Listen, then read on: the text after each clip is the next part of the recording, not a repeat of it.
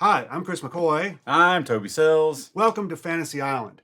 Each week, we get here on YouTube and we fulfill your fantasies, except something weird and ironic happens, and it's actually not satisfying at all. It's the monkey's paw of Fantasy Island. That's right. Yeah, sorry, folks. Actually, we're the Memphis Flyer podcast. That's what we're doing. Not that exciting, but super exciting if you want to know what the news is in Memphis this week. And I'll tell you what the news is in Memphis this week. It is barbecue. It's in the air, my friend. I live here, of course, in Cooper Young, and there have been times you can kind of smell it. It's not that far away, but I walked over there for the Showboats game this weekend, and there were just these massive cities of barbecue over there for Memphis and May. Oh wow! Yeah, it's incredible. And that's not to mention Smoke Slam's happening downtown. I haven't seen that yet, but these things they're insane. Mm-hmm.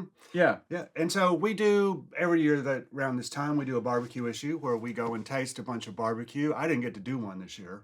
Burp burp. I know. I was busy doing other things. But did you get to eat some Q this year? I did, yeah. And so what we try to do for these is to do some barbecue places that are a little off the beaten path, stuff you might not have heard of before.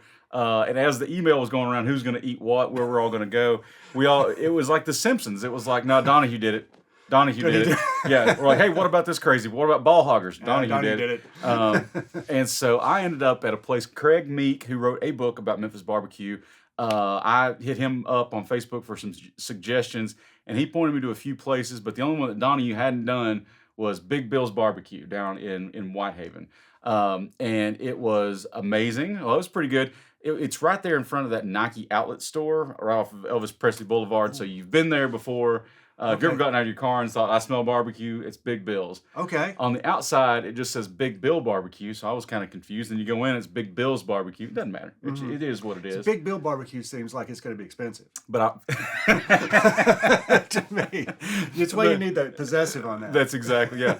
But I walk in, first thing I see to my left is a big old stack of Memphis Flyers, so thank you, Big Bill's, for spreading the word down south down there. But it was like a fast casual kind of a situation. There was a counter where you ordered, and McCoy, when you walk in, okay, so they've got a menu like up on a screen, but the lady was like, don't look at that. You look at this, and she pointed me to this piece of paper that had looked like it had been picked up by like 10,000 people. It was like really like kind of like a well-loved piece of paper, and you could tell they didn't even when they updated it, they just marked the prices off and then just wrote the new price on top. Yeah. So that's how you know you're in a good place. That's right. They're like, you know what, we're busy in the back making good stuff. It's like in New York, if the menu is on a piece of cardboard that appears to have been ripped off of a delivery, then you know, okay, this is going to be good. This is good stuff. And so, these things, we're usually pretty happy to say we love all kinds of barbecue. And I bet I would have loved that too, but I messed up when I ordered. She asked me what kind of sauce I wanted. I just went with mild, just to actually taste the stuff, right? Come on. So, but I thought it was going to maybe come on the side, right? But I get it instead, and this probably really great pulled pork that was just completely smothered in this really sweet sauce. And I would have preferred to taste the pork and then do whatever. Didn't work out that way. So it turned out to be really, really. I loved it. It was satisfying. It was a great barbecue sandwich. So I thought, okay, well, all right, messed up there a little bit. During my entire dining experience, I'm going on and on. I'm very sorry. Barbecue is very important. They have got the Cat Williams special playing very loudly on this huge television. So he's in there, and I don't know if I can say dick jokes on this podcast, but it's Toby, you can make a dick joke on the podcast, okay? We talked about which Dungeons and Dragons monster you'd like to have sex with last week. Oh, that's right. Yeah. So you can go for it. Mom, just fast forward. Fast forward. But I mean, I was just eating my sandwich with my eyes completely open. There were no kids in there, but I mean, it was the raunchiest Cat Williams-y humor. It was great, I thought, but I was like, oh man. So I messed up with the sandwich. I went back and I was like, okay, you can't go wrong with the nachos. So I got these turkey nachos, and they were fine and good. I could tell people what I said about the place. It's not going to end up on a tourist pamphlet, Big Bill's, right? Right. But if you're in Whitehaven, you want some great barbecue, I think folks know where to get it. It seemed like a kind of a work-a-day barbecue restaurant. That's not where the tourist goes. That's where if you're on your lunch break, you're like, let's go hit it. And that's what what we're looking for. That's right. For real. Yeah. Tourists can go, to the tourist places. which I love too. People always love to dog rendezvous. I love Rendezvous. I think Yeah. it's a whole experience in there. The ribs, and they'll tell you they're not necessarily Memphis style ribs, but that place is great. Central is always great, You can't beat the Rendezvous atmosphere. It's That's yeah, so great. that's it. It And really is. there is and I'm making this podcast longer than it needs to be, but one of my favorite things to go look for in there, they got that big wall of like all the tchotchkes and everything, I'm talking Mm-hmm. about. There is a little statue, it's about this big, and it's of these two Greek wrestlers completely nude. One has the other guy held upside down, and that man is holding the other man's penis. Yeah. Every time I go in there, I have to go visit that. I'm like, boom, it's still here. Well, Anyhow. the Olympics. This is my favorite Olympics trivia. Okay, No. so the original, 3,000 years ago, Mm. the original Olympic sport is called pankration, which means all fighting. And it was basically two guys like fought to the death in the nude, right? And this went on for like 50 or 60 years. Wow. And then they were like, but the first rule ever introduced in the Olympics was no testicle ripping. Wow. Yeah. And then it was no eye gouging, which, Oh. I mean, it's like, it's not even a sport anymore. Golly, what are they gonna do next? Put helmets on people? I know. And then Anyway. some dude like won for like 16 years straight just by his signature move was like breaking his opponent's fingers. And so they outlawed that too. And then they were like, we're gonna have a dash, where Boo. people are gonna run Yeah, or whatever, gosh. So I say bring back the pankration. I'm telling you, I want to see that. But so barbecue, check out the barbecue issue.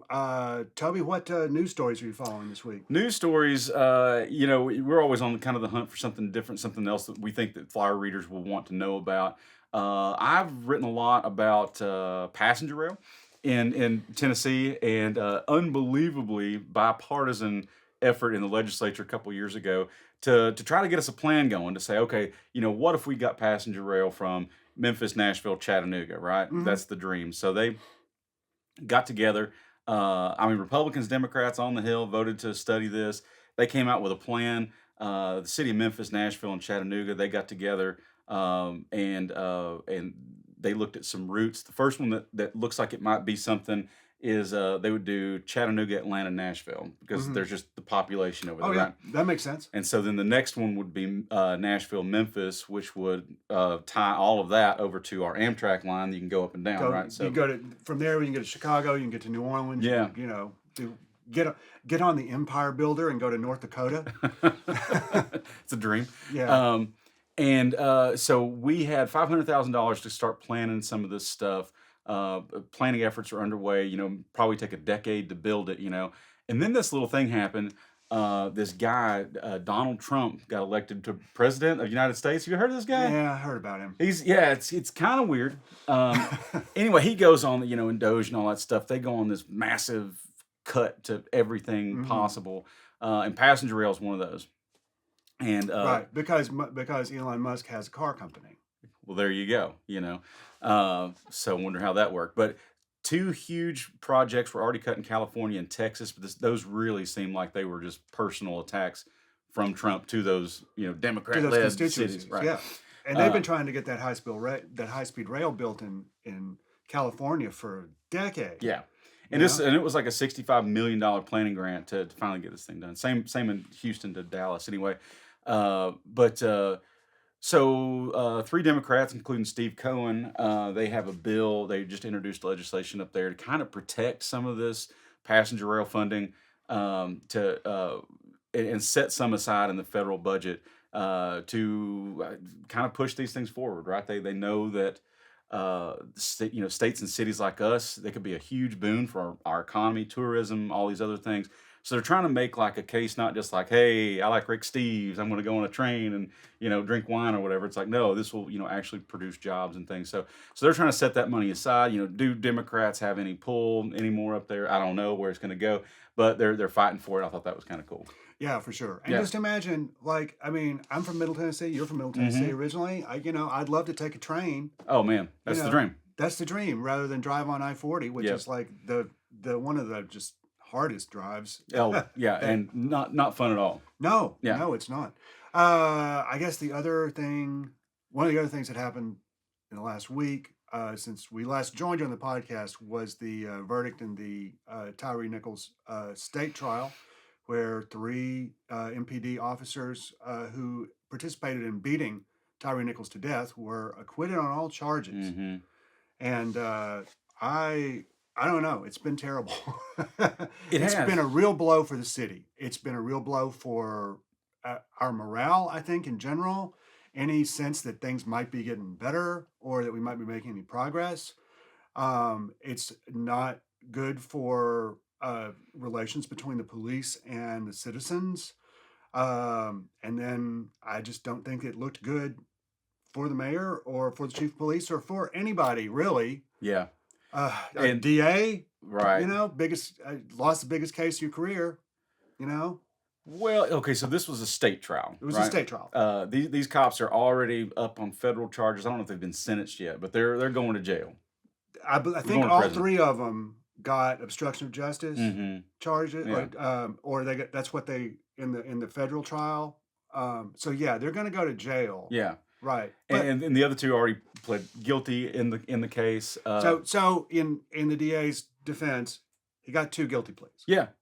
And it was a big blow. And to look at these guys and have watched that awful video and to say these guys are not guilty, it's a huge blow. And they brought in, they had to bring in a jury from Chattanooga because they knew they couldn't seat a jury here that would, have not seen the video or have and it ended up being an all-white jury. An all-white jury. And so the main defense argument was that that Tyre was resisting arrest and that they were using force to try to get him to comply.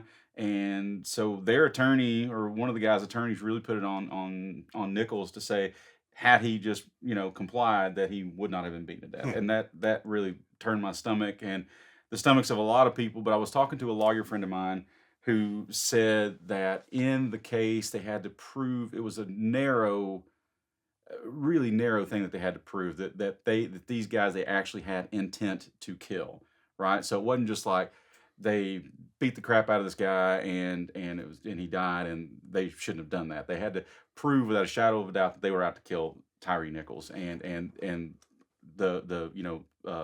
they couldn't get there. So doesn't make me feel any better about it. Yeah, but don't tell me that wasn't official misconduct. Gosh, it's something. They didn't even get the official misconduct to stick. It's something, yeah. That says to me that, and one of their arguments too was to prove official misconduct, you had to be like, these people were acting outside of their training, right? That's right. And then one of the defense's arguments were, no, they're trained to do this. Right. Which is even worse. It's even worse.